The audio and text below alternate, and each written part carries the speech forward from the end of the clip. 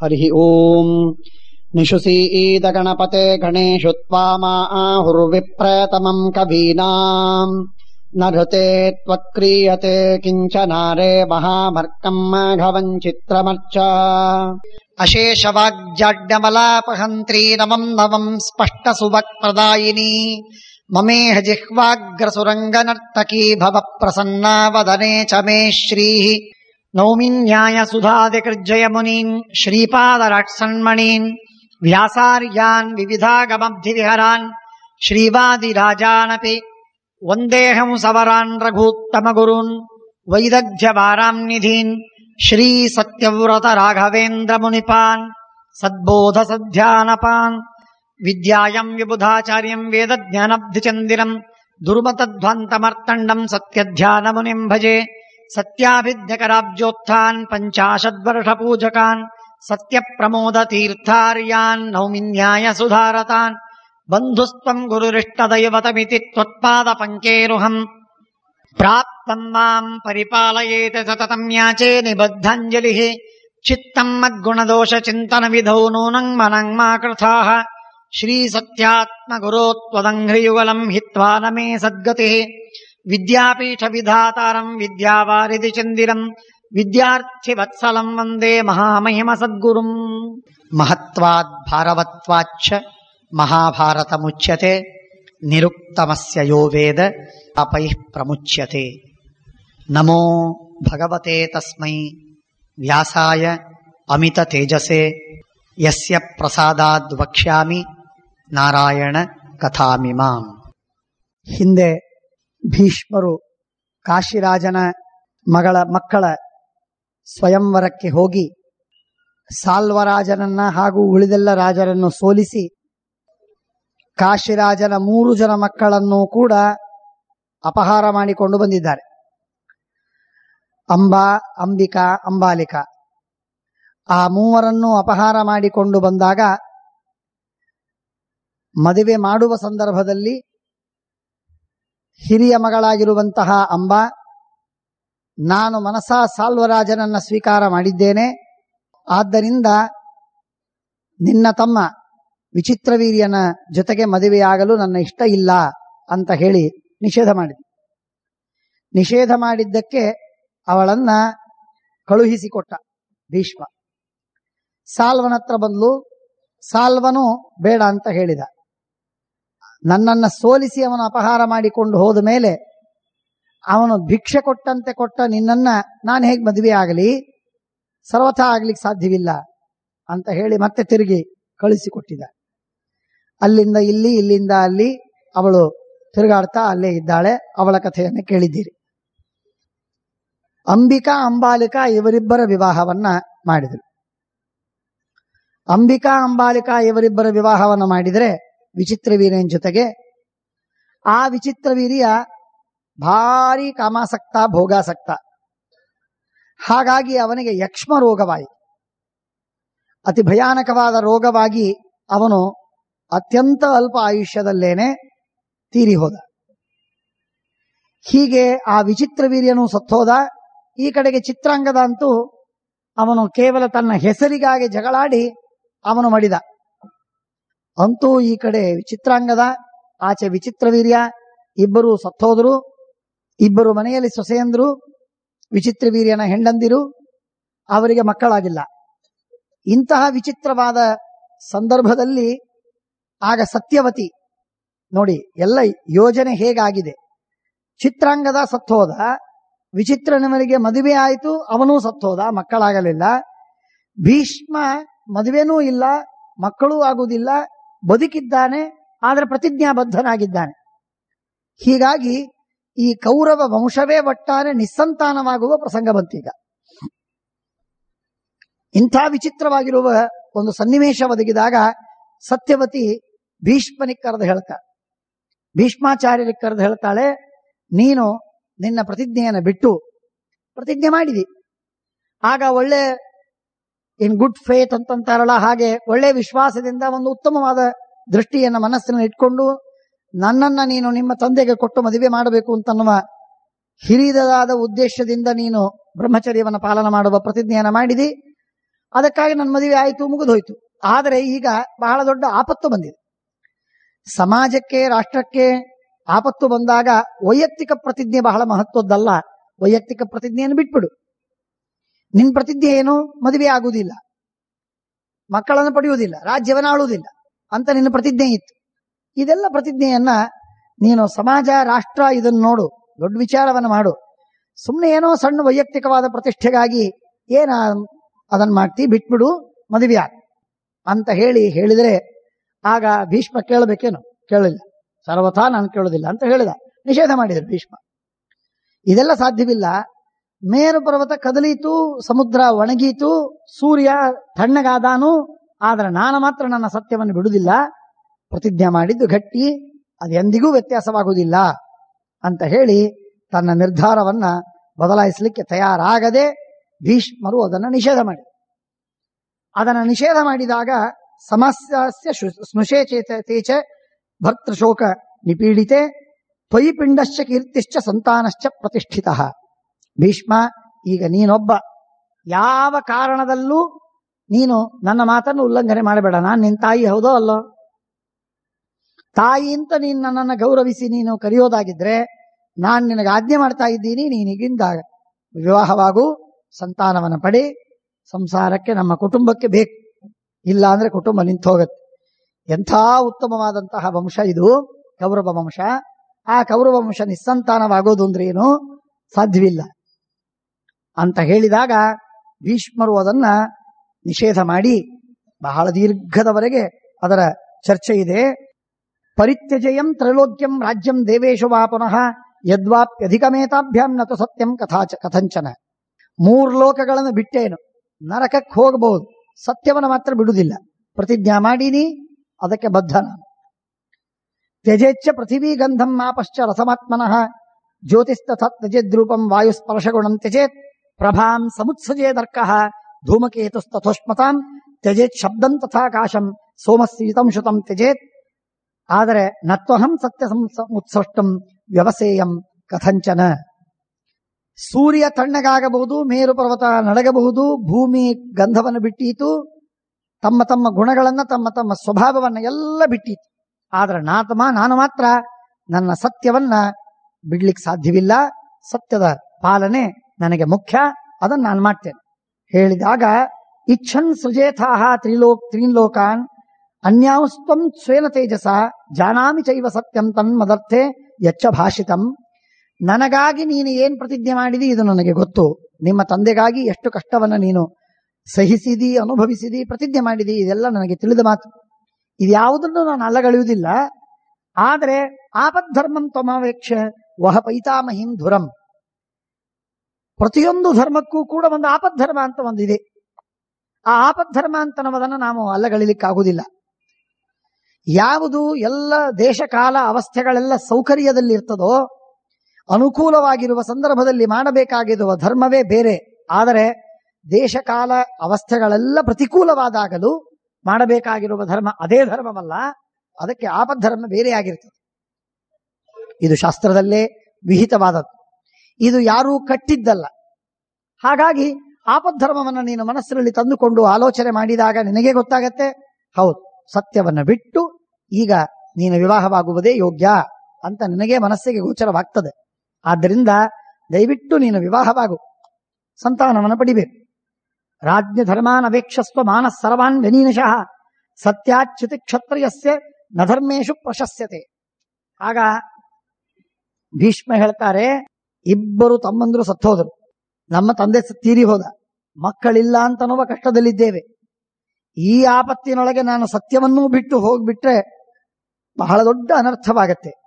ಬ್ರಾಹ್ಮಣನಿಗೆ ಸತ್ಯ ಬಹಳ ಮುಖ್ಯ, ಆದರೆ ಕ್ಷತ್ರಿಯನಿಗೆ ಸತ್ಯ ಇನ್ನೂ ಹೆಚ್ಚು, ಬಹಳ ಮುಖ್ಯ, ಅತಿ ಮುಖ್ಯ. ಅವನು ಎಂದೆಂದಿಗೂ ಕೂಡ ತಾನು ತನ್ನ ಸತ್ಯವನ್ನು ಬಿಡಬಾರದು. ಕಾರಣ ಇಷ್ಟೇ, ಸತ್ಯವನ್ನ ಒಮ್ಮೆ ರಾಜ ಬಿಟ್ಟ ಅಂತಂದ್ರೆ ಅದರಿಂದ ಆಗುವ ಪರಿಣಾಮವೇನು ಅಂದ್ರೆ ಅವನು ಯಾವ ಬ್ರೀಚ್ ಆಫ್ ಫೇತ್ ಮಾಡ್ಲಿಕ್ಕೂ ತಯಾರು ಅಂತ ಅರ್ಥ.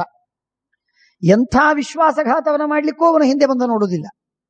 ಆದ್ದರಿಂದ ವಿಶ್ವಾಸವನ್ನು ಘಾತ ಮಾಡತಕ್ಕಂತಹ ಒಬ್ಬ ರಾಜ ಅಂದ್ರೆ ರಾಜನಲ್ಲ, ಅವ ರಾಜನಾಗಲಿಕ್ಕೆ ಯೋಗ್ಯನೇ ಅಲ್ಲ. ಆದ್ದರಿಂದ ಕ್ಷತ್ರಿಯರಿಗೆ ಸತ್ಯಚ್ಯುತಿ ಅಂತನ್ನುವುದು ಬಹಳ ದೊಡ್ಡ ಪಾಪ. ಆ ಅನರ್ಥವನ್ನು ನಾನು ಮಾಡಲಿಕ್ಕೆ ತಯಾರಿಲ್ಲ. ಅಮ್ಮ, ನನಗೆ ಒತ್ತಾಯ ಪಡಿಸಬೇಡ. ನೀನು ಇನ್ನೊಮ್ಮೆ ಈ ಧರ್ಮವನ್ನು ಸತ್ಯಚ್ಯುತಿ ಆಗಬಾರದು ಅಂತನ್ನುವಂತಹ ನಾನೇನು ಕಂಡ ಧರ್ಮವಿದೆ, ತತ್ವವಿದೆ. ಇದರ ಬಗ್ಗೆ ಕುರಿತು ಇದಕ್ಕೆ ಬೇರೆ ಪರ್ಯಾಯಗಳಿವೆ, ಬೇರೆ ಬೇರೆ ಉಪಾಯಗಳಿವೆ. ಆ ಉಪಾಯಗಳಿಂದ ನಾವು ನಮ್ಮ ಕುಲದ ವೃದ್ಧಿಯನ್ನು ಮಾಡುವ ಪ್ರಯತ್ನವನ್ನು ಮಾಡೋಣ. ಆದರೆ ಸರ್ವಥಾ ನನ್ನ ಸತ್ಯವನ್ನು ನಾನು ಬಿಡಲಿಕ್ಕೆ ತಯಾರಿಲ್ಲ. ಪ್ರತಿಜ್ಞಾಭಂಗ ಮಾಡದಿದ್ದಂತೆ ಆಗಬೇಕು. ಮಹಾಪ್ರಾಜ್ಞರಾದ ಪುರೋಹಿತರನ್ನು ಕರೆದು ಕೂಡಿಸಿ ಸಮಾಲೋಚನೆ ಮಾಡಿ ನೀನು ನಿರ್ಣಯಕ್ಕೆ ಬಾ. ನನ್ನ ಪ್ರತಿಜ್ಞಾಭಂಗವಾಗುವುದು ಸಾಧ್ಯವಿಲ್ಲ. ಆಪದ್ಧರ್ಮಾರ್ಥ ಕುಶಲೈಹಿ ಲೋಕತಂತ್ರ ಮವೇಕ್ಷಚ ಅಂದಾಗ ಆಗ ಮತ್ತೆ ಭೀಷ್ಮರು ಹೇಳ್ತಾರೆ, ಇದು ಹಿಂದಕ್ಕೆ ನಿಯೋಗ ಪದ್ಧತಿ ಅಂತ ಇದೆ, ಶಾಸ್ತ್ರದಲ್ಲಿ ವಿಹಿತವಾದಂತಹದ್ದು. ಆ ಕ್ರಮದಿಂದ ಸಂತಾನವನ್ನು ಪಡೆಯಬಹುದು. ಆದ್ದರಿಂದ ಆ ರೀತಿಯಲ್ಲಿ ಪರಶುರಾಮ ದೇವರು ಬಹಳ ವಿಚಿತ್ರವಾದಂತಹ ಒಂದು 2 ಘಟನೆಗಳನ್ನು ಹೇಳ್ತಾರೆ. ಪರಶುರಾಮ ದೇವರು ಹಿಂದಕ್ಕೆ ಕ್ಷತ್ರಿಯರನ್ನ ಸವರಿ ಹಾಕಿದರು. ಸಾವಿರ ಮಹಾಮಹಾ ಕ್ಷತ್ರಿಯರನ್ನೆಲ್ಲ ಸಂಹಾರ ಮಾಡಿ ಹಾಕಿದಾಗ ಆಗ ಎಲ್ಲ ಕ್ಷತ್ರಿಯ ಸ್ತ್ರೀಯರಲ್ಲಿ ಸಂತಾನವಿಲ್ಲದಂತಾಯಿತು. ಅನೇಕ ವಂಶಗಳೆಲ್ಲ ನಿರ್ವಂಶವಾಗುವ ಪ್ರಸಂಗ ಬಂತು. ನಿರ್ವಂಶವಾಗುವ ಪ್ರಸಂಗ ಬಂದಾಗ ಎಲ್ಲ ಕ್ಷತ್ರಿಯ ಸ್ತ್ರೀಯರು ಕೂಡಿ ಸೇರಿ ಆಲೋಚನೆ ಮಾಡಿ ಬ್ರಾಹ್ಮಣರಿಂದ, ಉತ್ತಮರಾದ ಬ್ರಾಹ್ಮಣರಿಂದ ಸಂತಾನವನ್ನು ಪಡೆದಿದ್ದಾರೆ ನಿಯೋಗದ ಕ್ರಮದಿಂದ. ಇದು ವಿವಾಹವಲ್ಲ, ಇದು ಸುಖಕ್ಕಾಗಿ ಸೌಖ್ಯಕ್ಕಾಗಿ ಭೋಗವಲ್ಲ. ಆ ರೀತಿಯಲ್ಲಿ ವಿಶಿಷ್ಟ ಕ್ರಮದಲ್ಲಿ ಶಾಸ್ತ್ರದಲ್ಲಿ ಹೇಳಿದ ನೀತಿಯ ಪ್ರಕಾರ ನಿಯೋಗ ಕ್ರಮದಿಂದ ಬ್ರಾಹ್ಮಣರಿಂದ ಸಂತಾನವನ್ನು ಪಡೆದದ್ದುಂಟು. ಇವತ್ತು ಅನೇಕ ವಂಶಗಳಲ್ಲಿ ಬ್ರಾಹ್ಮಣರಿಂದ ಕ್ಷತ್ರಿಯರಲ್ಲಿ ಮಕ್ಕಳಾಗಿದ್ದಾರೆ. ಕ್ಷತ್ರಿಯರು ಸ್ವತಃ ಕ್ಷತ್ರಿಯರಲ್ಲ, ತಂದೆ ಕ್ಷತ್ರಿಯನಲ್ಲ, ಬ್ರಾಹ್ಮಣರಿಂದ ಕ್ಷತ್ರಿಯ ಸ್ತ್ರೀಯಲ್ಲಿ ಹುಟ್ಟಿದಂತಹ ಮಕ್ಕಳು. ಇಂಥ ರೀತಿಯಲ್ಲಿ ಸಂತಾನವಾದದ್ದನ್ನು ನಾವು ಕೇಳ್ತೇವೆ, ಶಾಸ್ತ್ರ ಹೇಳಿದೆ. ಇದು ನಿಷಿದ್ಧವಾದ ಕ್ರಮವಲ್ಲ, ಶಾಸ್ತ್ರ ಶುದ್ಧವಾದದ್ದು. ಆ ರೀತಿಯಾಗಿ ನಿಯೋಗದಿಂದ ನಾವು ನಮ್ಮ ಮಕ್ಕಳನ್ನ ಪಡೆಯೋಣ, ಅದರಿಂದ ಒಳ್ಳೆಯದಾಗಲಿ. ಸರ್ವಥಾ ಇಲ್ಲಿ ನೀವು ನನ್ನನ್ನು ಒತ್ತಾಯ ಪಡಿಸಬೇಡಿ, ನಾನು ವಿವಾಹವಾಗುವುದಿಲ್ಲ. ಇನ್ನೊಬ್ಬ ಅಂಗಿರಸರಿಗೆ ಉಚಥ್ಯ ಅಂತ ಒಬ್ಬ ಋಷಿ. ಆ ಉಚಥ್ಯನ ತಮ್ಮ ಬೃಹಸ್ಪತಿ. ಅಂಗಿರಸರ 2 ಮಕ್ಕಳು. ಉಚಥ್ಯನಿಗೆ ಹೆಂಡತಿ ಮಮತ. ಮಮತೆಯ ಮಗ ದೀರ್ಘತಮ. ಅದೊಂದು ಕಥೆ. ಆ ದೀರ್ಘತಮ ಅವನಿಗೆ ಬೃಹಸ್ಪತಿಯ ಶಾಪವಾಗ್ತದೆ. ನೀನು ದೀರ್ಘತಮಸ್ ಆಗು ಅಂತ ಶಾಪವಾಗ್ತದೆ. ಕೇವಲ ಕುರುಡು, ಇಡೀ ಜನ್ಮದಿಂದ ನಿನ್ನ ಆಯುಷ್ಯ ಮುಗಿಯೋವರೆಗೆ ಅಖಂಡ ಕುರುಡುತನದಲ್ಲೇನೆ ಕತ್ತಲಿನಲ್ಲಿ ಒದ್ದಾಡು, ಬೆಳಕೂ ಕಾಣದಂತೆ ನಿನಗೆ ಕತ್ತಲಾಗಲಿ ಅಂತ ಶಾಪ ಕೊಟ್ಟರು ಬೃಹಸ್ಪತ್ಯಾಚಾರ್ಯ. ಆ ಶಾಪದಿಂದ ಒದ್ದಾಡ್ತಾ ಅವನ ದೀರ್ಘತಮನಾದ. ದೀರ್ಘತಮ ಮಮತೆಯೋ ಜುಜುರುವಾನ್, ವೇದದಲ್ಲಿ ಪ್ರಸಿದ್ಧನಾದ ವ್ಯಕ್ತಿ ಅವನು, ಮಮತೆಯ ಮಗ. ಹಾಗಾಗಿ ಮಾಮತೇಯ ದೀರ್ಘತಮ ಎಂಬ ಋಷಿ. ಈ ದೀರ್ಘತಮ ಎಂಬ ಮಮತೆಯ ಅವನ ಮಗ ಮಾಮತೆಯ ಒಬ್ಬ ಹುಟ್ಟಿದ. ಆ ಮಾಮತೆಯ ಅವನು ಮುಂದೆ ಹೋದಾಗ, ದೀರ್ಘತಮ ಮುಂದೆ ಹೋದಾಗ, ಆ ದೀರ್ಘತಮನ ಹೆಂಡತಿ ದೀರ್ಘತಮನನ್ನು ಬಿಟ್ಟು ಬಿಡ್ತಾಳೆ. ಅವನು ಕುರುಡ ಅಂತನ್ನುವುದಕ್ಕಾಗಿ ಅವನನ್ನು ಬಿಟ್ಟು ಬಿಡ್ತಾಳೆ. ಅವನು ಸ್ವಲ್ಪ ಕೋಪಿಷ್ಠನು, ಮುಂಗೋಪಿ. ಅವನಿಗೆ ಮಕ್ಕಳಿದ್ರು. ಆ ಮಕ್ಕಳಿಗೆ ಗೌತಮಾದಿ ಋಷಿಗಳೆಲ್ಲ ಅವನ ಮಕ್ಕಳು. ಆ ಗೌತಮಾದಿ ಋಷಿಗಳಿಗೆ ಹೇಳಿ, ಮಕ್ಕಳಿಗೆ ಹೇಳಿ, ಚಿಕ್ಕ ಚಿಕ್ಕ ಮಕ್ಕಳವರು, ಅವರಿಗೆ ಪೂರ್ಣ ಬುದ್ಧಿ ಬಲ್ತಿಲ್ಲ. ಅಂಥ ಮಕ್ಕಳಿಗೆ ಹೇಳಿ ಆ ಹೆಂಡತಿ ನಿಮ್ಮಪ್ಪನನ್ನು ಹೊರಗಾಕಿ ಅಂತ ಹೇಳ್ತಾಳೆ. ಅವರು ನಿರ್ದಯವಾಗಿ ಅವನನ್ನು ಕೈ ಕಾಲು ಕಟ್ಟಿ ಅವನನ್ನು ಗಂಗೆಯಲ್ಲಿ ಒಂದು ದೋಣಿಯಲ್ಲಿ ಕೂಡಿಸಿ ಬಿಟ್ಟು ಬಿಡ್ತಾರೆ.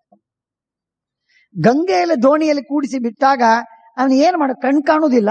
ಹಾಗಾಗಿ ದಂಡೆಗೆ ಬಂದೆ ಅಂತೂ ಗೊತ್ತಿಲ್ಲ, ಹೋಗ್ತಾ ಇದೆ. ಅದು ಏನು ಎಲ್ಲಿ ಇಳಿಬೇಕು ಏನು ಗೊತ್ತಿಲ್ಲ. ಅವನು ಇಳಿದಲಿಕ್ಕೆ ಹೋದರೆ ಬಿದ್ದು ಬಿಡ್ತಾನೆ, ಸತ್ತೋಗ್ತಾನೆ, ಹೆದರಿಕೆ. ಹಾಗಾಗಿ ಅವನು ದಾಟಿ ಬಂದ ಗಂಗೆಯಿಂದ ಬಹಳ ದೀರ್ಘದವರೆಗೆ ಬಂದಾಗ ಆಮೇಲೆ ಅವನು ಬಿಹಾರದ ಪ್ರಾಂತಕ್ಕೆ ಬಂದ. ಅಲ್ಲಿ ಬಲಿ ಎಂಬಂತಹ ಒಬ್ಬ ರಾಜ. ಆ ಬಲಿ ಎಂಬಂತಹ ರಾಜನಿಗೆ ಮಕ್ಕಳಿರಲಿಲ್ಲ. ಮಕ್ಕಳಿಲ್ಲ ಅಂತನ್ನುವುದಕ್ಕಾಗಿ ಬಹಳ ಒದ್ದಾಡಿ ಅವನು ನೋಡ್ತಾ ಇದ್ದ. ಆಗ ಈ ದೀರ್ಘತಮ ಮಹಾ ತೇಜಸ್ವಿ, ಭಾರಿ ತೇಜಸ್ವಿ. ವಿಚಿತ್ರ ಏನು ಅಂದ್ರೆ, ದೀರ್ಘತಮ ಅವನು ಹುಟ್ಟಿದ ಮೇಲೆ ಅವನಿಗೆ ವೇದಾಧ್ಯಯನ ಮಾಡಲಿಕ್ಕೆ ಅವಕಾಶ ಸಿಗಲಿಲ್ಲ. ಆದರೆ ಹುಟ್ಟೋದಕ್ಕಿಂತಲೂ ಮೊದಲಿಗೆ ಹೊಟ್ಟೆಯಲ್ಲಿದ್ದಾಗಲೇ, ಗರ್ಭದಲ್ಲಿದ್ದಾಗಲೇ ಉಚಥ್ಯರು ತನ್ನ ಮಕ್ಕಳಿಗೆಲ್ಲ, ತನ್ನ ಶಿಷ್ಯರಿಗೆಲ್ಲ ಪಾಠ ಹೇಳುವಾಗ ಇವನು ಕೇಳಿ ಕೇಳಿ ಕೇಳಿ ಸಮಗ್ರ ವೇದ ಪಾರಂಗತನಾಗಿದ್ದ. ಇಂಥ ದೊಡ್ಡ ಜ್ಞಾನಿ ಅವನು, ದೀರ್ಘತಮ ಮಮತೆಯ. ಆ ದೀರ್ಘತಮ ಆ ರೀತಿಯಾಗಿ ಅವನನ್ನ ಕಟ್ಟಿ ಕಳಿಸ್ತಾರೆ. ಅವನ ಬಲಿ ರಾಜ ಅವನನ್ನು ಇಳಿಸಿಕೊಂಡ. ನೀವು ಯಾರು ಅಂತ ಕೇಳಿದಾಗ, ನಾನು ದೀರ್ಘತಮ. ಯಾಕೆ ಇಲ್ಲಿ ಬಂದ್ರಿ? ನನ್ನನ್ನು ಮಕ್ಕಳು ಹೊರಗೆ ಕಳಿಸಿಬಿಟ್ಟಿದ್ದಾರೆ, ಅಟ್ಟಿಬಿಟ್ಟಿದ್ದಾರೆ. ಅದಕ್ಕೆ ದೋಣಿಯಲ್ಲಿ ಕೂತು ನಾನು ಬಂದೆ, ತೇಲಿ ಬಂತು, ನಾನು ಇಲ್ಲಿ ಬಂದಿದ್ದೀನಿ. ಇಲ್ಲ, ನಿಯೋಗದ ಪದ್ಧತಿಯಿಂದ ನೀವು ನಮಗೆ ಮಕ್ಕಳನ್ನು ಕೊಡಬಹುದೇ? ಆಗಲಿ ಅಂತಂದ್ರೆ ಒಪ್ಪಿದಾಗ ತನ್ನ ಹೆಂಡತಿಗೆ ಹೇಳ್ತಾರೆ. ಹೇಳಿದ್ರೆ ಅವಳು ದಾಸಿಯನ್ನು ಕಳಿಸ್ತಾರೆ. ಆಗ ದಾಸಿಯಿಂದ ಹುಟ್ಟಿದಂತಹ ಮಕ್ಕಳು ಅವರು ಕಕ್ಷೀವಾನ್ ಅಂತನ್ನುವಂತಹ ಋಷಿ, ದೊಡ್ಡ ಋಷಿ. ಕಕ್ಷೀವಾನ್ ಅಂತನ್ನುವಂತಹ ಋಷಿ, ವೇದದ್ರಷ್ಟಾನನಾದಂತಹ ಋಷಿ ಅವನು. ಆ ಋಷಿ ಹುಟ್ಟುತ್ತಾನೆ ಶೂದ್ರ ಯೋನಿಯಲ್ಲಿ. ದೀರ್ಘತಮ ಎಂಬ ಬ್ರಾಹ್ಮಣನಲ್ಲಿ ಹುಟ್ಟಿದ ಒಬ್ಬ ಬ್ರಾಹ್ಮಣ ಅವನ ವೇದದ್ರಷ್ಟ. ಅವನ ತಪಸ್ಸಿನಿಂದಾಗಿ ಅವನ ವೇದದ್ರಷ್ಟಾರನಾಗ್ತಾನೆ. ಇಷ್ಟಾಗತ್ತೆ. ಆ ಕಕ್ಷೀವಾನ್ ಇತ್ಯಾದಿ 11 ಜನ ಮಕ್ಕಳಾಗ್ತಾರೆ. 11 ಜನ ಮಕ್ಕಳಾದರೂ ಕೂಡ ಅವರೆಲ್ಲರೂ ಈ ದೀರ್ಘತಮನ ಮಕ್ಕಳು. ದೀರ್ಘತಮನ ಮಕ್ಕಳಾದ ಮೇಲೆ ಬಲಿ ಬರ್ತಾನೆ. ಇವರೆಲ್ಲ ನನ್ನ ಮಕ್ಕಳು ಅಂತ ಹೇಳ್ತಾನೆ ಒಂದ್ಸಲ. ಹೇಳಿದಾಗ ಅವರ ಹೆಸರನ್ನು ಕೇಳಿಕೊಂಡು ಗುರುತಿಸಿ ಹೇಳ್ತಾನೆ, ಇವರೆಲ್ಲರೂ ನನ್ನ ಮಕ್ಕಳು, ನಿನ್ನ ಮಕ್ಕಳಲ್ಲ. ನನ್ನ ಮಕ್ಕಳವರು. ನನ್ನ ಹೆಂಡತಿಯಲ್ಲಿ ನೀವು ನಿಯೋಗದಿಂದ ಪುತ್ರೋತ್ಪತ್ತಿ ಆಗಬೇಕು ಅಂತ ಬೇಡಿಕೊಂಡಿದ್ದೆ, ನೀವು ಮಾಡಿದ್ದೀರಿ, ಆದ್ರಿಂದ ನನ್ನ ಮಕ್ಕಳವರು. ನಿನ್ನ ಹೆಂಡತಿಯಲ್ಲಿ ಹುಟ್ಟಿದವರಲ್ಲೇ ಇಲ್ಲ ಇವರು.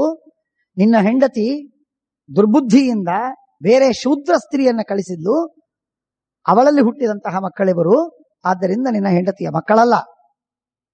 ಆಗ ಹೆಂಡತಿಯ ಜೊತೆಗೆ ಜಗಳ ಆಡ್ತಾರೆ ಗಂಡ ಬಂದು ಜಗಳ ಆಡಿದ ಮೇಲೆ ಆಗ ಮತ್ತೆ ಹೆಂಡತಿಯಲ್ಲಿ ಹುಟ್ಟಿದಂತಹ ಮಕ್ಕಳು 5 ಜನ.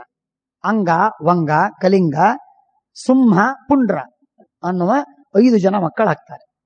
ಆ 5 ಜನ ಮಕ್ಕಳು ಇವರೆಲ್ಲರೂ ಇದ್ದದ್ದು ಬಿಹಾರದ ಪ್ರಾಂತದಲ್ಲಿ.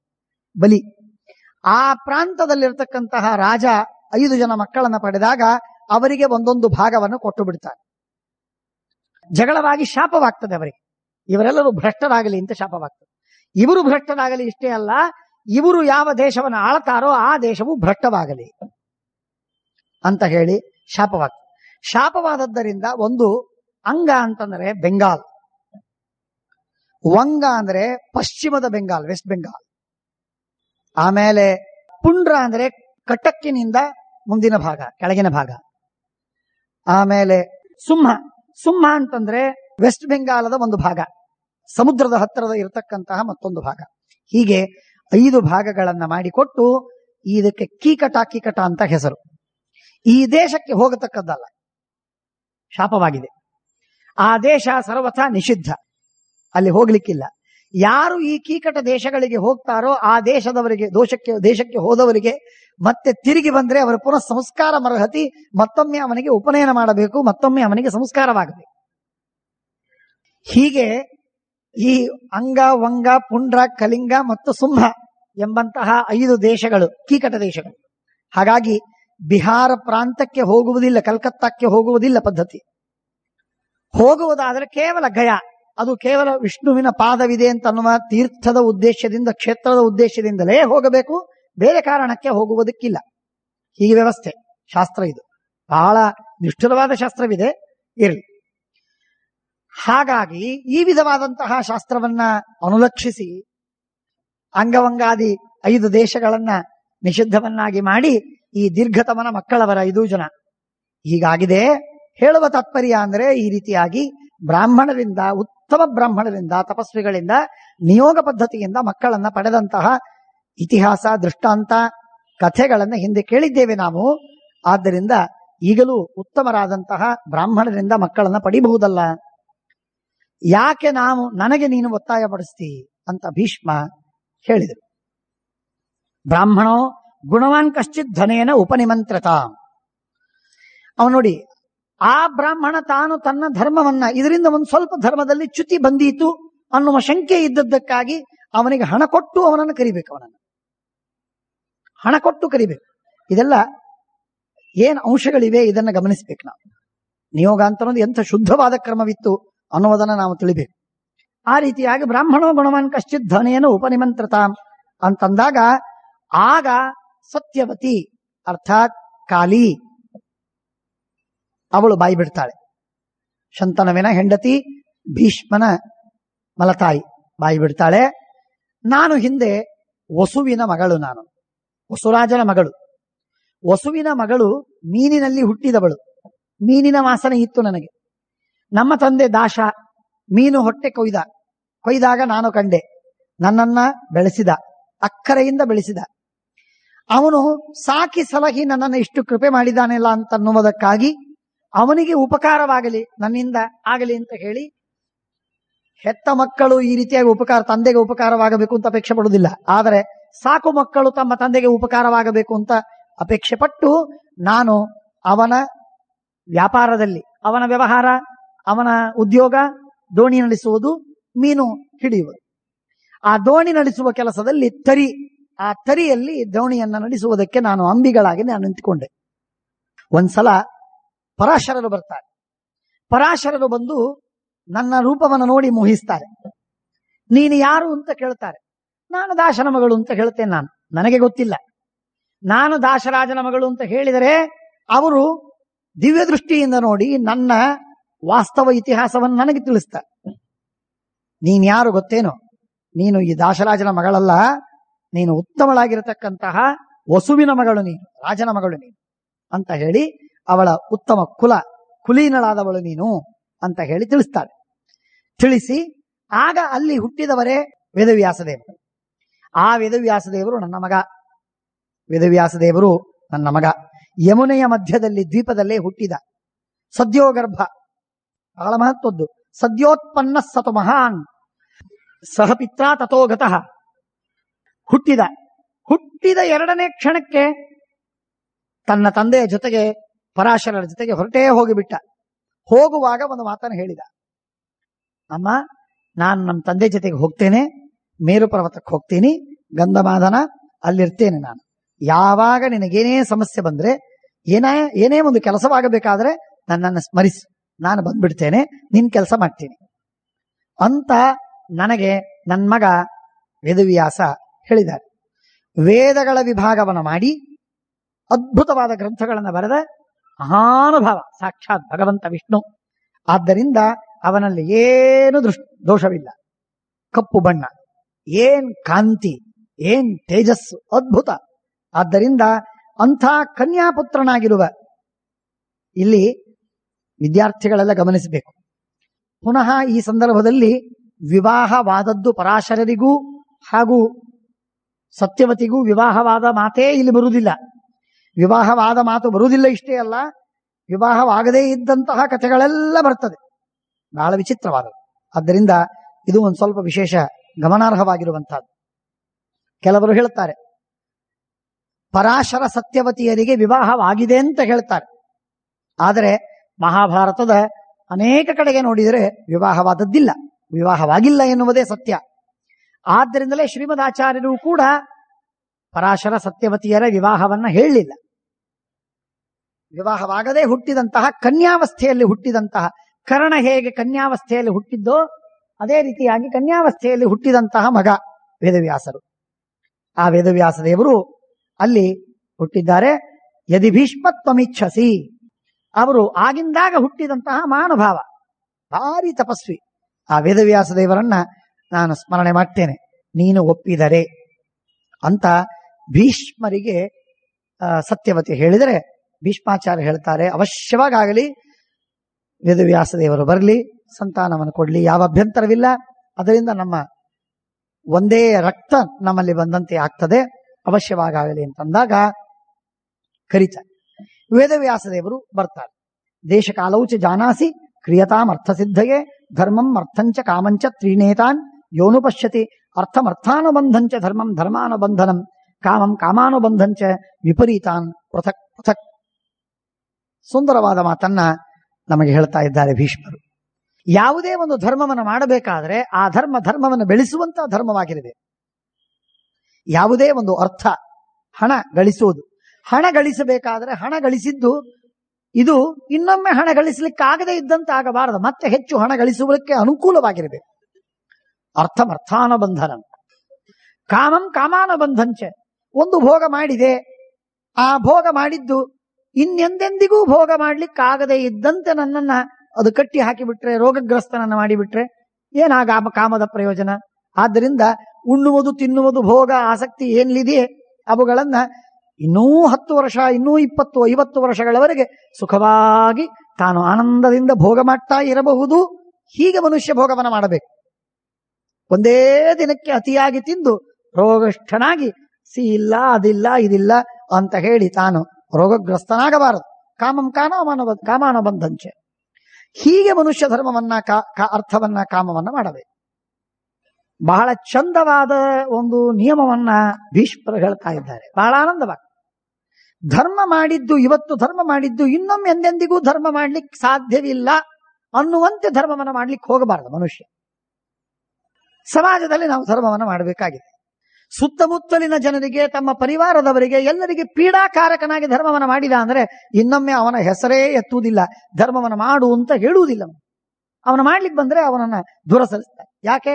ಅವನು ಧರ್ಮವನ್ನ ಫೆನೆಟಿಕ್ ಆಗಿ ಮಾಡ್ತಾನೆ, ಪೀಡಿಸ್ತಾನೆ ಇನ್ನೊಬ್ಬರಿಗೆ. ಬಹಳ ಅಪಾಯಕಾರಿಯಾಗಿದೆ.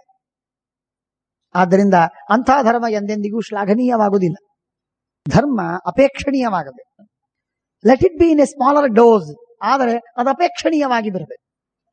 ಅತಿಯಾಗಿ ನಾವು ಧರ್ಮವನ್ನು, ಒಂದು ದಿನ ನಾನು 8 ಗಂಟೆ ಪೂಜೆ ಮಾಡಿದೆ, 8 ಗಂಟೆ ಒಂದು ದಿವಸ ಪೂಜೆ ಮಾಡಿದ ಅಂದ್ರೆ ಅವನು ಮಾರನೇ ದಿವಸ ಅವನು ಏನು ಮಾಡುವುದಿಲ್ಲ. ಯಾಕೆ? ನಿಶ್ಚಿತ ಅವನ ಮನಸ್ಸು ಬೇಸತ್ತು ಹೋಗಿರ್ತದೆ, ಏನು ಮಾಡುವುದಿಲ್ಲ.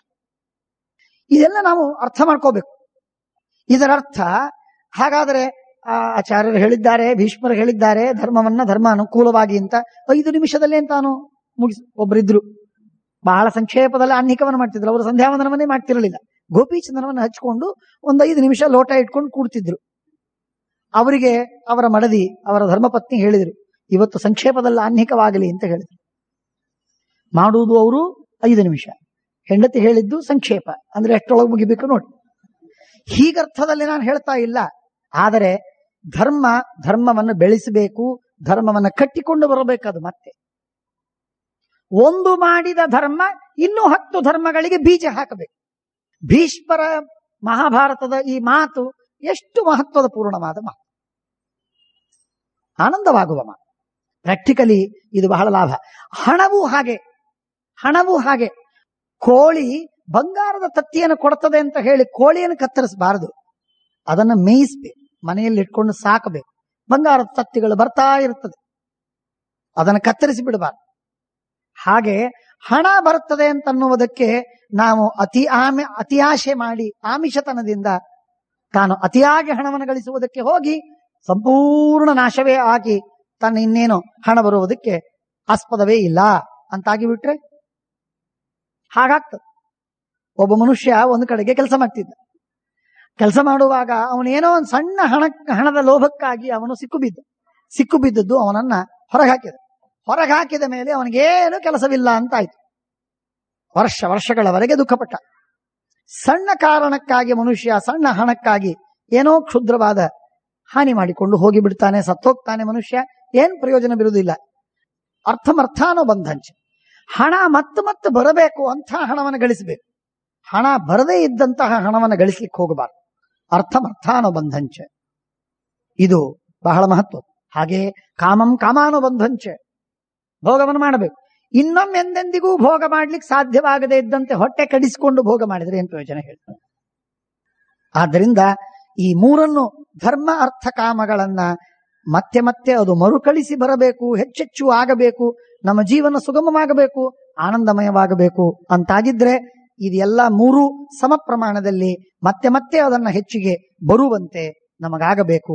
ಆ ಧರ್ಮಾನುಬಂಧಿಯಾದ ಧರ್ಮ, ಕಾಮಾನುಬಂಧಿಯಾದ ಕಾಮ, ಅರ್ಥಾನುಬಂಧಿಯಾದ ಅರ್ಥ ಇರಬೇಕು.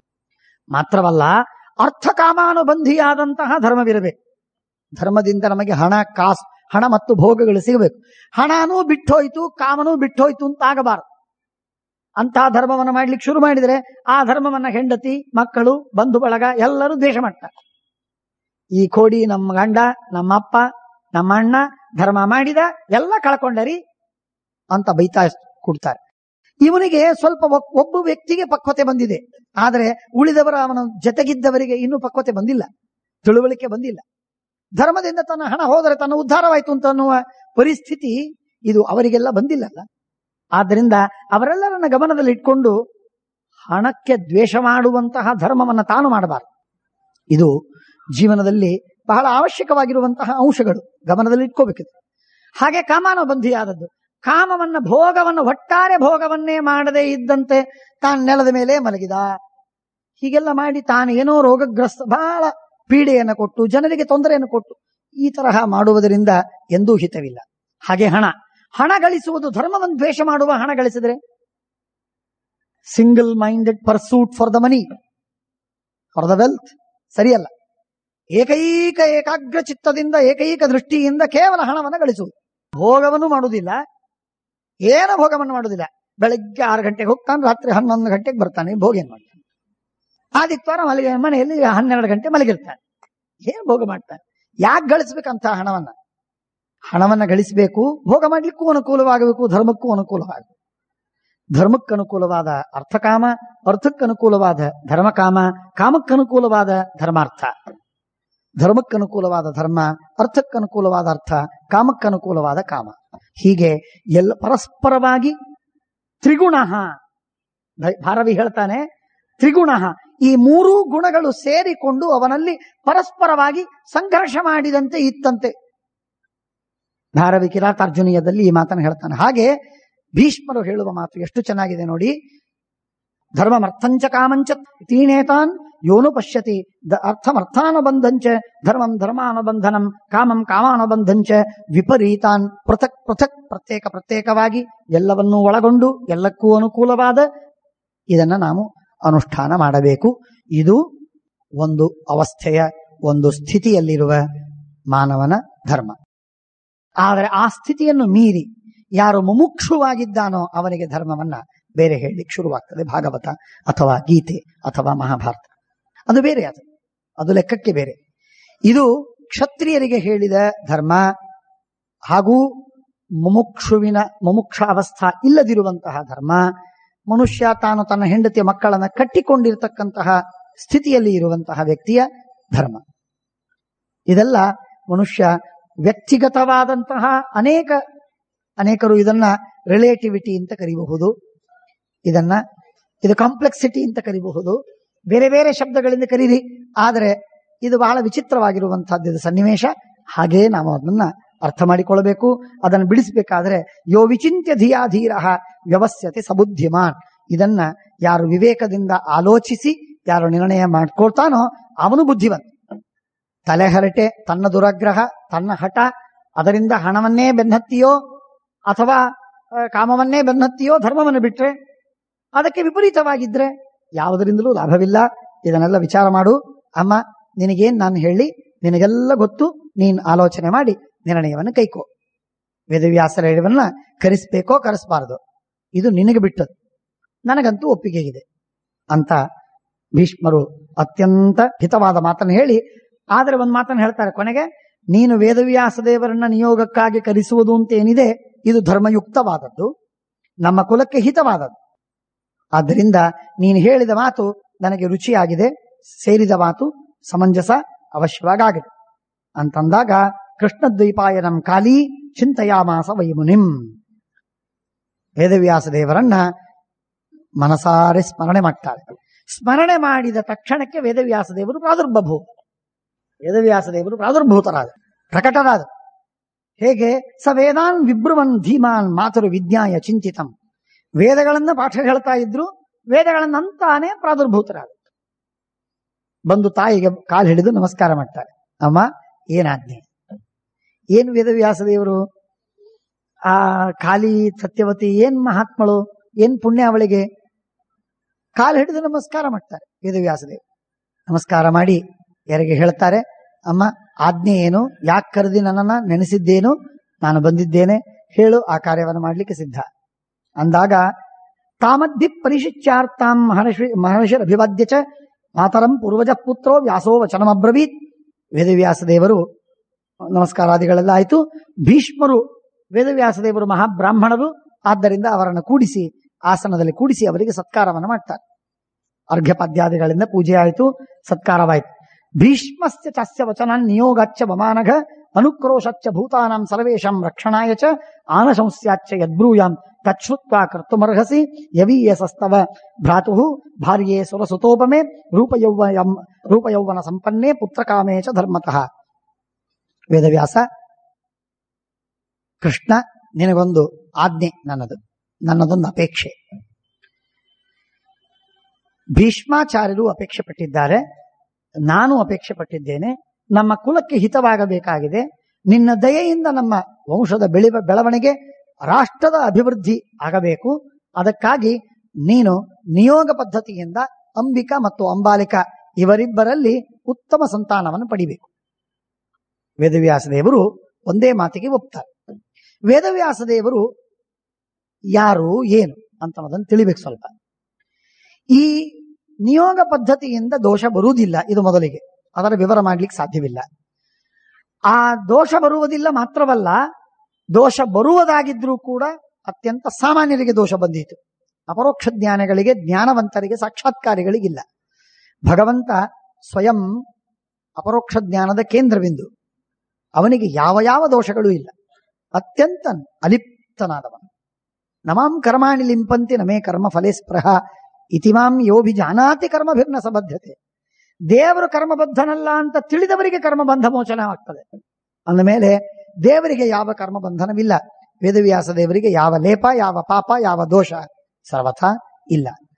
ಈ ವೇದವ್ಯಾಸ ದೇವರು ಹೇಳ್ತಾರೆ, ಒಂದು ಮಾತನ್ನು ಹೇಳ್ತಾರೆ, ಅಮ್ಮ ಹೇಳಿದಿ ನಿಜ, ಮಕ್ಕಳಾಗಬೇಕು, ಸಂತಾನ ಪಡಿಬೇಕು. ಆದರೆ ನನ್ನದೊಂದು ನಿಯಮ, ನನ್ನ ಮಡದಿ ಅಂತಂದ್ರೆ ಕೇವಲ ಮಹಾಲಕ್ಷ್ಮಿ, ಲಕ್ಷ್ಮೀ ದೇವಿ ಮಾತ್ರ ನನ್ನ ದೇಹದ ಸಂಘವನ್ನು ಪಡೆಯಲಿಕ್ಕೆ ಯೋಗ್ಯಳಾದವಳು. ಅವಳು ಬಿಟ್ರೆ ಇನ್ಯಾರೂ ಇಲ್ಲ ಜಗತ್ತಿನಲ್ಲಿ.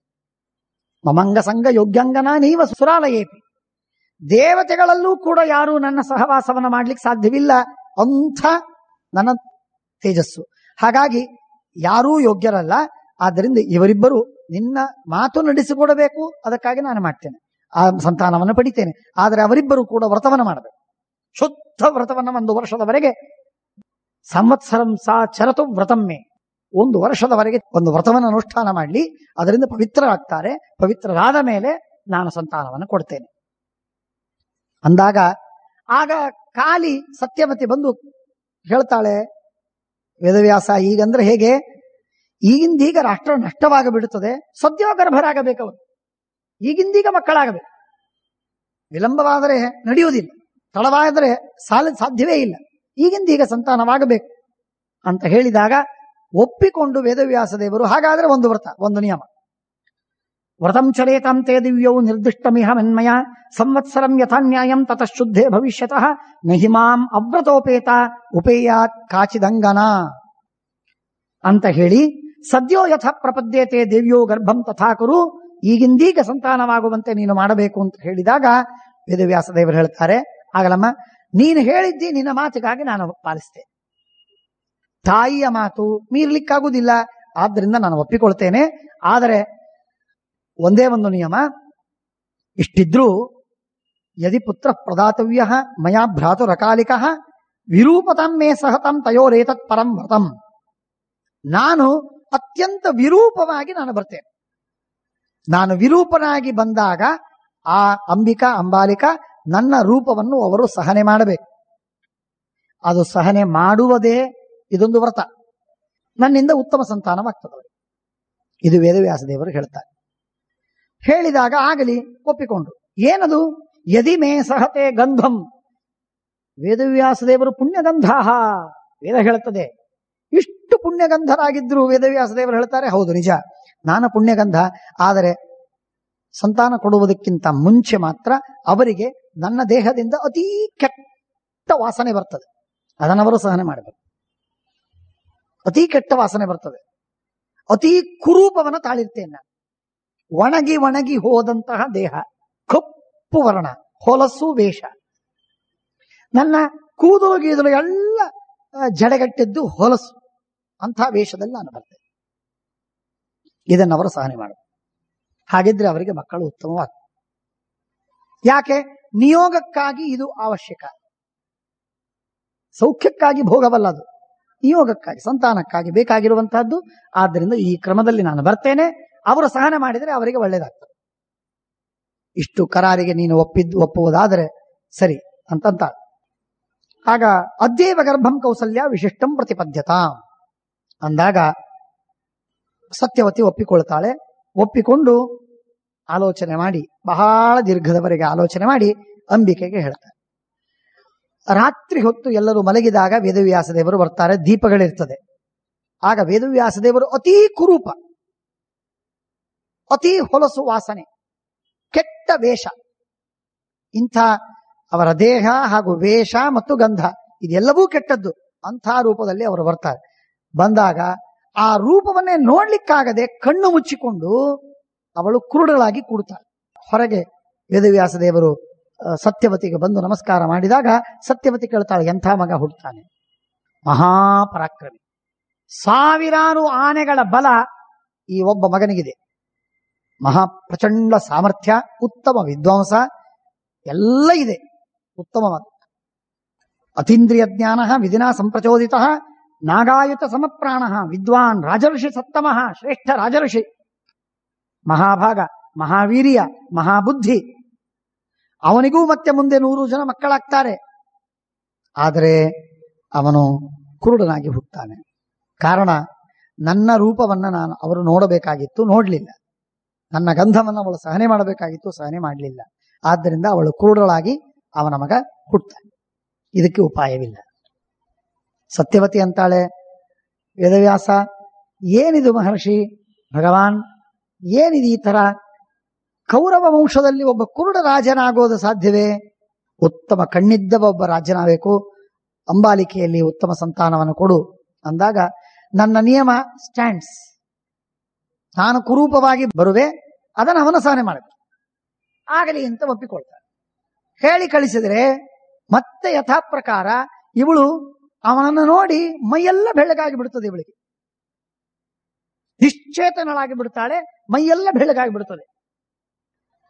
ಬೆಳ್ಳಗಾದದ್ದಕ್ಕೆ ಆಗ ಸತ್ಯವತಿ ಕೇಳಿದಾಗ ಹೇಳ್ತಾರೆ, ಉತ್ತಮ ಮಹಾಶಕ್ತಿಶಾಲಿ, ಮಹಾವೀರ್ಯಶಾಲಿ, ಉತ್ತಮ ವಿದ್ವಾಂಸ, ಭಾರಿ ನೀತಿವಂತ, ಮಹಾಕೀರ್ತಿಶಾಲಿ, ಇಡೀ ದಿಗ್ದೇಶವನ್ನು ಆಳುವಂತಹ ರಾಜನಾಗ್ತಾನೆ. ಆದರೆ ತಾಯಿಯ ದೋಷದಿಂದಾಗಿ ಅವನು ಬಿಳಿಯಾಗ್ತಾನೆ. ಇಷ್ಟಾದಾಗ ಬಹಳ ದುಃಖವಾಯ್ತು ಸತ್ಯವತಿ. ಮುಂದೇನ್ ಗತಿ ಅಂತ ಆಲೋಚನೆ ಮಾಡ್ತಾ ಮತ್ತೆ ಸತ್ಯವತಿ ಪ್ರಾರ್ಥನೆ ಮಾಡ್ತಾಳೆ ಮಗನಿಗೆ, ಭಗವಾನ್ ಇನ್ನೊಂದು ಸಂತಾನ ಬೇಕು. ಆಗಲಿ ಅಮ್ಮ, ನೀನು ಹೇಳ್ತಿ, ನಾನು ಕೊಡ್ತೇನೆ. ಆಗ ಬಹಳ ವಿಚಿತ್ರ, ಅಲೌಕಿಕವಾದ ಮಾತಿದು. ಅಂಬಿಕೆಗೆ ಹೇಳ್ತಾಳೆ ಮತ್ತೆ, ಅಂಬಿಕಾ, ವೇದವ್ಯಾಸ ದೇವರು ಉತ್ತಮ ಸಂತಾನವನ್ನು ಕೊಡ್ತಾರೆ, ಅವರ ರೂಪವನ್ನು ನೀನು ಸಹನೆ ಮಾಡಬೇಕು. ಸಂತೋಷದಿಂದ ನೀನು ಸಹನೆ ಮಾಡು, ನಿನಗೇನು ಕಷ್ಟವಾಗುವುದಿಲ್ಲ, ಉತ್ತಮ ಸಂತಾನವಾಗ್ತದೆ ನಿನಗೆ. ಆಗಲಿ ಅಂತ ಮಾತಿಗೆ ಒಪ್ಪಿಕೊಳ್ತಾಳೆ. ಮಾತಿಗೆ ಮಾತು ಒಪ್ಪಿಕೊಂಡು ಏಕಾಂತದಲ್ಲಿ ಹೋಗುವಾಗ ಅಲ್ಲಿ ತನ್ನ ದಾಸಿ, ಒಬ್ಬ ಶೂದ್ರ ದಾಸಿಯನ್ನ ಕೊಟ್ಟು ಕಳಿಸ್ತಾಳೆ. ಶೂದ್ರ ದಾಸಿ ಅವಳಿಗೆ ವೇದವ್ಯಾಸ ದೇವರನ್ನು ನೋಡಿದಾಗ ಏನ ಭಕ್ತಿ ಬಂತು. ಅವರು ಅದೇ ಕುರೂಪ, ಅದೇ ದುರ್ಗಂಧ, ಅದೇ ಕೆಟ್ಟ ವೇಷ, ಎಲ್ಲವೂ ಅದೇ. ಆದರೆ ಪರಯೈವ ಭಕ್ತಿಯ, ಭಾರೀ ಭಕ್ತಿಯಿಂದ, ಅತ್ಯಂತ ಸಂತೋಷದಿಂದ ಅವರ ಸೇವೆಯನ್ನು ಮಾಡ್ತಾಳೆ. ಉತ್ತಮ ಸಂತಾನವಾಗ್ತದೆ.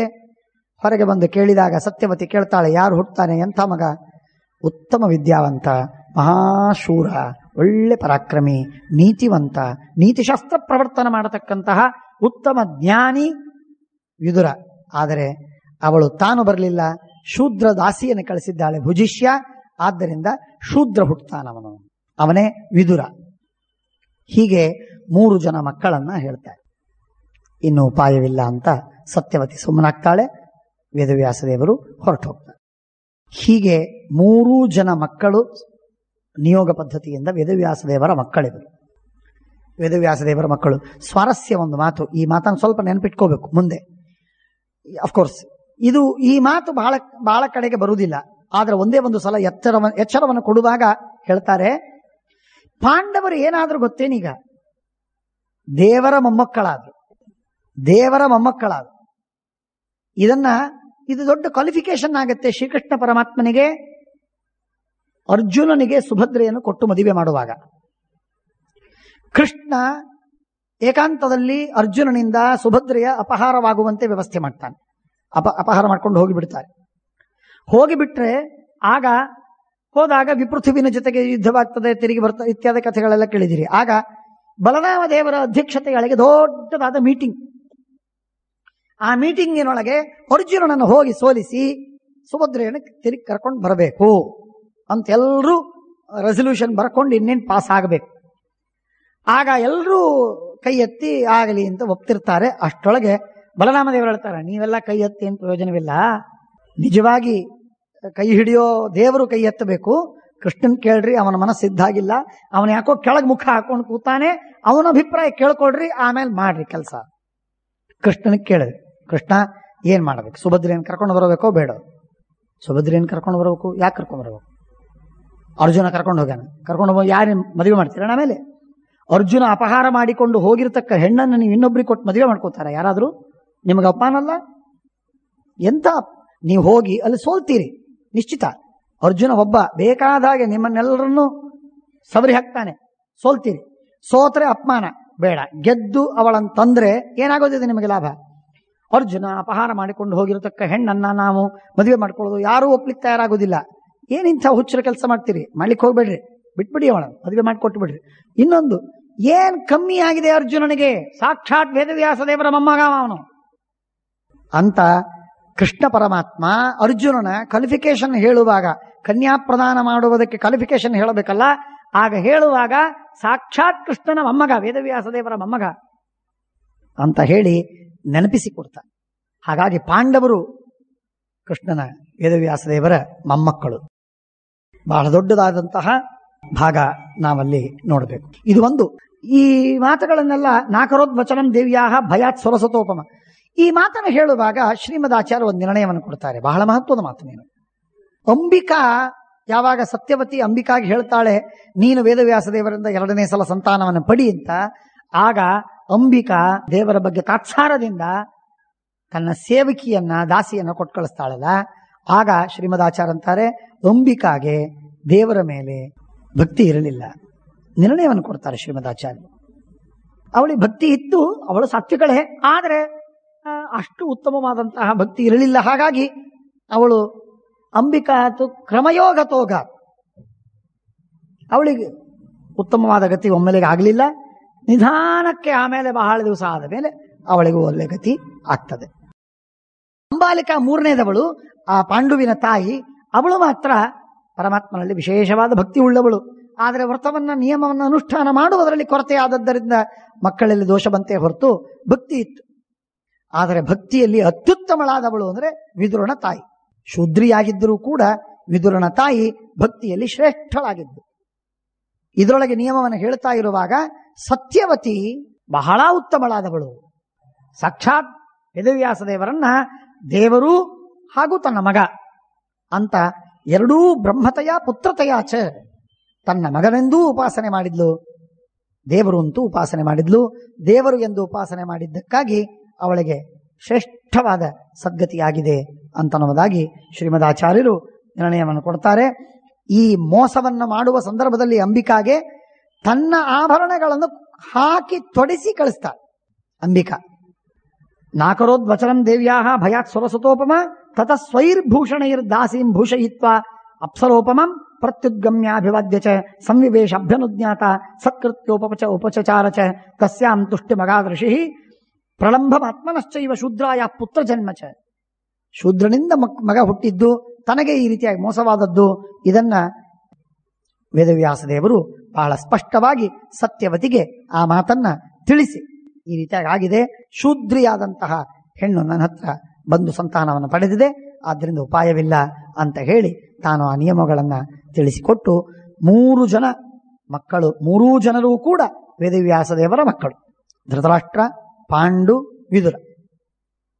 ಧೃತರಾಷ್ಟ್ರ ಯಾರು ಅನ್ನುವುದರ ಬಗ್ಗೆ ಒಂದೆರಡು ಮಾತುಗಳನ್ನು ಕೇಳಬೇಕು. ಧೃತರಾಷ್ಟ್ರ ಎಂಬ ಹೆಸರಿನ ಗಂಧರ್ವ. ಧೃತರಾಷ್ಟ್ರ ಎಂಬಂತಹ ಹೆಸರಿನ ಗಂಧರ್ವನೇ ಮತ್ತೆ ಧೃತರಾಷ್ಟ್ರನಾಗಿ ಹುಟ್ಟಿ ಬಂದ. ಈ ಧೃತರಾಷ್ಟ್ರನಿಗೆ ಇನ್ನೊಂದು ಹೆಸರು, ಮೂಲ ರೂಪದಲ್ಲಿ 2 ಹೆಸರು. ಒಂದು ಹಂಸ ಅಂತ ಹೆಸರು, ಇನ್ನೊಂದು ಧೃತರಾಷ್ಟ್ರ ಅಂತ ಹೆಸರು. ಹಂಸ ಅಂತ ಹೆಸರಿನ ಗಂಧರ್ವ, ಧೃತರಾಷ್ಟ್ರ ಎಂಬ ಹೆಸರಿನ ಗಂಧರ್ವ. ಅದೇ ಗಂಧರ್ವನಿಗೇನೆ ಎರಡು ಹೆಸರು. ಆ ಧೃತರಾಷ್ಟ್ರನೇ ಇಲ್ಲೂ ಕೂಡ ಹುಟ್ಟಿ ಬಂದಾಗ ಅವನಿಗೆ ಇಟ್ಟ ಹೆಸರು ಧೃತರಾಷ್ಟ್ರ.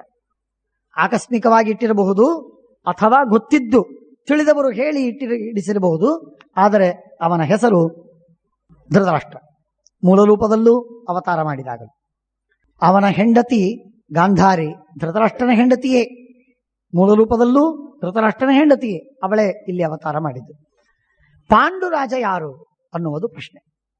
ಪಾಂಡುರಾಜ ಯಾರು ಅಂತನ್ನುವುದಕ್ಕೆ ಶ್ರೀಮದಾಚಾರ್ಯ ಹೇಳ್ತಾರೆ, ಮಹಾಭಾರತದಲ್ಲಿ ಅಂಶಾವತರಣ ಪರ್ವ ಅಂತೇನಿದೆ ಅದರಲ್ಲಿ ಬಂದಂತಹ ಮಾತು ವಿವಹ ಎಂಬಂತಹ ಮರುತ್. ವಿವಹ ಎಂಬಂತಹ ಆವಹ, ವಿವಹ, ಪ್ರವಹ, ಉದ್ವಹ, ಸಂವಹ, ಪರಾವಹ ಎಂಬಂತಹ 7 ಮರುತ್ತರಿದ್ದಾರೆ. ಆ 7 ಮರುತ್ತರಲ್ಲಿ ಒಬ್ಬ, 49 ಮರುತ್ತರು ಒಟ್ಟಾರೆ. ಅದರೊಳಗೆ ಒಬ್ಬ ದೇವರು, ಇನ್ನೊಬ್ಬ ವಾಯುದೇವರು, ಬ್ರಹ್ಮದೇವರು, ವಾಯುದೇವರು. ಅವರನ್ನು ಬಿಟ್ಟು 47 ಜನ. ಆ 47ರೊಳಗೆ 7 ಮರುತ್ತರು. ಆ ಮರುತರೇನಿದ್ದಾರೋ ಆ ಮರುತರಲ್ಲಿ ಒಬ್ಬ ಇವನು ವಿವಾಹ. ಆ ವಿವಾಹನೇ ಪಾಂಡುರಾಜನಾಗಿ ಅವತಾರ ಮಾಡಿದರು. ಆ ವಿವಾಹನ 2 ಹೆಣ್ಣಂದ್ರು ಮೂಲ ರೂಪದಲ್ಲಿ. ಅವರೇ ಇಲ್ಲಿ ಕುಂತಿ ಮತ್ತು ಮಾದ್ರಿ ಎಂಬ ಹೆಸರಿನಿಂದ ಅವತಾರ ಮಾಡಿ ಅವರು ಮಡದಿಯರಾಗಿದ್ದಾರೆ. ಹೀಗೆ ವಿವಾಹ ಎಂಬಂತಹ ಮರುತ್ ಪವನಾವೇಶಯುಕ್ತ, ವಾಯುದೇವರ ವಿಶೇಷವಾದ ಆವೇಶವಿತ್ತು ಪಾಂಡುರಾಜನಲ್ಲಿ. ಧೃತರಾಷ್ಟ್ರನಲ್ಲೂ ವಾಯುದೇವರ ಆವೇಶವಿತ್ತು. ಆ ವಿಧವಾದಂತಹ 2 ಅವರು ಮಕ್ಕಳಾಗಿ ಬಂದಿದ್ದಾರೆ. ಇನ್ನು ಮುಂದಿನ ಪ್ರಶ್ನೆ ಬಂತು, ವಿದುರ ಯಾರು? ವಿದುರ ಯಾರು ಅಂತ ನಮ್ಮ ಪ್ರಶ್ನೆಗೆ ಮಹಾಭಾರತವೇ ಮುಂದೆ ಉತ್ತರವನ್ನು ಕೊಡೋದಿದೆ. ವಿದುರ ಸಾಕ್ಷಾತ್ ಯಮಧರ್ಮ, ಯಮನೇ ವಿದುರನಾಗಿ ಅವತಾರ ಮಾಡುವವನಿದ್ದಾನೆ. ಆ ಕಥೆಯನ್ನ ಮಹಾಭಾರತ ಮುಂದೆ ಹೇಳುವುದಿದೆ. ಶ್ರೀಕೃಷ್ಣಾರ್ಪಣಮಸ್ತು. ಅಕ್ಷಯಂ ಕರ್ಮ ಯಸ್ಮಿನ್ ಪರೇಸ್ವರ್ಪಿತಂ ಪ್ರಕ್ಷಯಂ ಯಾಂತ್ಯ ದುಃಖಾನಿ ಯನ್ನಾಮತಃ ಅಕ್ಷರೋ ಯೋಜರಸ್ಸಲವದೈವಾಮೃತಃ ಕುಕ್ಷಿಗಮ್ಯಸ್ಯ ವಿಶ್ವಂ ಸದಾಜಾದಿಕಂ ಪ್ರೀಣಯಾಮೋ ವಾಸುದೇವಂ ದೇವತಾಮಂಡಲಾಖಂಡಮಂಡನಂ ಅನೇನ ಭಾವಿ ಯತ್ ಪುಣ್ಯಂ ಅವಾಪ್ನೋತು ಗುರುರ್ಮಮ.